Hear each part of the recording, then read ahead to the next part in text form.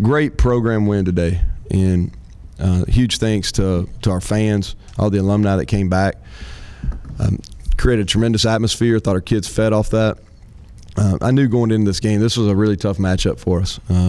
We study our opponents a lot during the summer and during May when our assistant coaches are out, and I knew for a long time this was going to be a tough matchup for us. They defensively, what they do well is kind of where some of our weaknesses are, and they're long, extremely long up front, and we got beat up a little bit. We played, I don't know if you noticed or not, but we played several true freshmen in there in the front today, several snaps. But I think it shows that we're making growth. This is another point of adversity where our kids responded, our guys responded, and it goes back to really how we started building this program over the last 22, 23 months, however long it's been now. But it speaks to them because about everything that could go wrong went wrong in that third quarter, and we get down. It's 14-6, and whether than guys, what happens is, especially on a homecoming game, and this happened to us last year against Idaho, guys really press, and they start trying to do too much. And we started down that path, and then we relaxed a little bit, and we needed one big play to kind of get us over the hump. And that play was on special teams, and that's been we preach that continually. We talk about the edge in our program being on special teams, being all in on special teams and selling out for 4 to 6 seconds, and that was a huge momentum change. We get that, we hit a big pass play the very next play, and then we're in the end zone, and we're able to take the lead. So huge turning point. Proud of our guys, and really proud for our fans too to be able to enjoy homecoming. We did not take care of business last year. We're on this redemption tour, and we got Idaho, and then we turned around and got Georgia State. So with that, questions?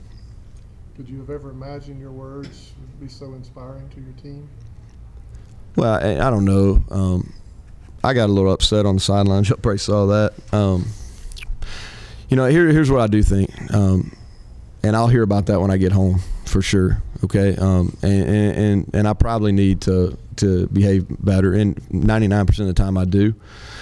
This game is really hard to officiate, and I know that. And those guys do a good job.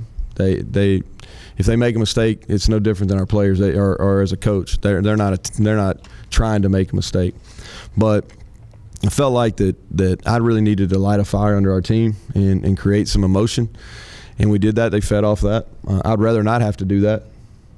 I'm pretty exhausted right now, to be honest with you. I felt like I played, and I definitely don't need to be playing right now. One of the big things was your offensive line against their pass rush. How do you think the line held up today? We were beat up a little bit. We did good enough. I don't think we played our best. But, like I said, we played 3 freshmen, several snaps in there, and a 4th got into the game. So when you're playing that many young people, you're going to have some mistakes. That doesn't mean that we condone it. Doesn't mean that we think it's okay. But we understand that going into the contest. And they did some things that we didn't handle very well. Now, I thought we protected the passer fine. Did they get any sacks? I hadn't even looked at it. But I thought we protected the passer. The one time where Brandon got hit pretty hard, he held the ball too long, and we miscommunicated up front. I think it was the back, not the O-line. But they competed, and we found ways. We found ways to get it done. And when you play these type of games, if things are going poorly, a lot of times in these type of games, teams find ways to lose. Well, we found ways to win, and that's the most important thing today. Silvers was out of rhythm with his receivers early. Was that some of the rust from the offense? No, I don't really know. When I turn it on in the morning, and we'll try to create some solutions to that. We were definitely out of sync. Now, part of it is they're good at corner.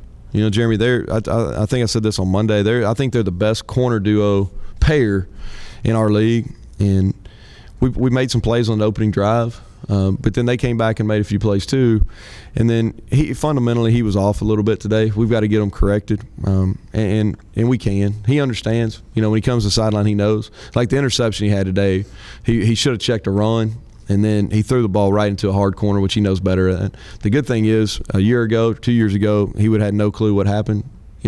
He tells me before he gets to the numbers, I messed up. I thought I could squeeze it in. I didn't. Did you make the call on the onside kick? Because it didn't seem like you were too the mental state was.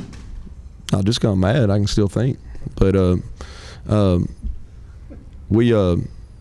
It was John Summerall and I talked, our special teams coordinator, John. We knew coming in, we thought that's something we could get, and he's the one that suggested it. So the credit should go to him.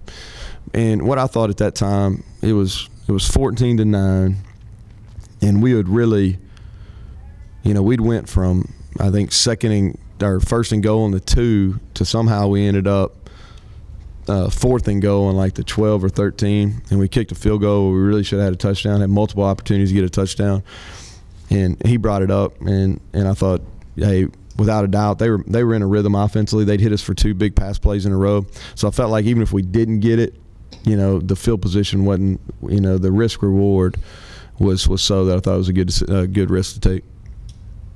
With all the adversity you guys faced in the third quarter, do you think this is a game that you guys would have bounced back from like this last year? I would say no. Obviously, I don't know. We were in a similar game like this in Idaho in homecoming last year, and we didn't respond very well. So I think it speaks to our leadership. I want to say this too. I think our assistant coaches played a huge role in that. I think a lot of that is coaching. When you're able to stem the tide, and some of it's from a play calling point of view. A lot of it's attitude as far as getting your assistant coaches to get in control of their units and getting their units to continue to stay bought in and not press and play fundamental football. But it's also from a play caller, whether it's special teams, defense, or offense, to stay in attack mode. And that's what I felt like we needed to do in the third quarter.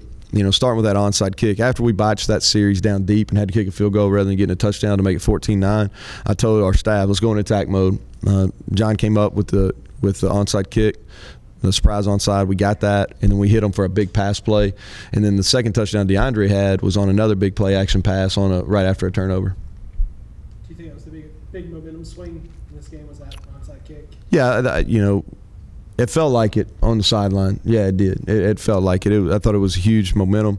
If you look at it, what it did is more than anything, I think this probably gets lost a lot. What it did is their offense had gone touchdown, 2 big pass plays for touchdowns.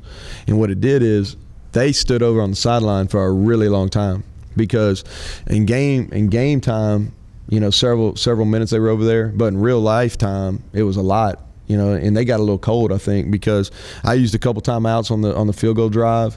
Some of the things took a while. They had some penalties, obviously, that took a while.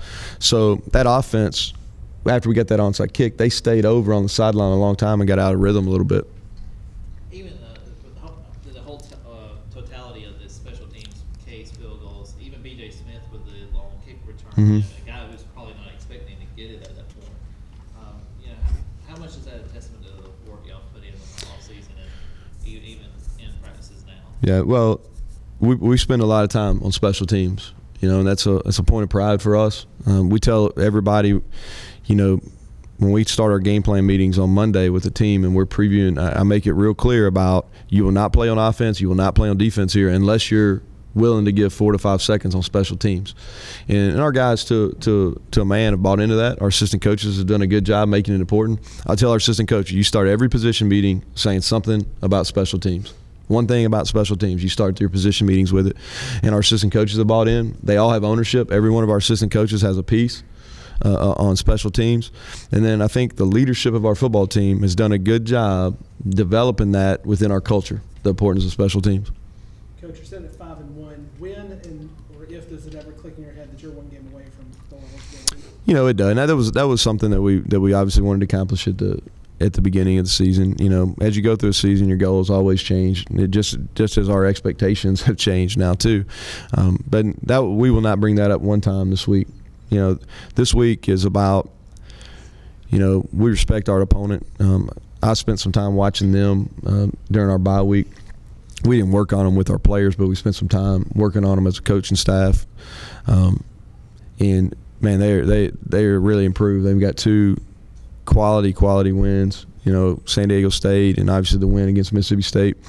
They're playing with their hair on fire defensively. So we've got to make sure our guys are refreshed. This was a physical football game. It was long. It felt forever standing on the sideline, probably to you all too.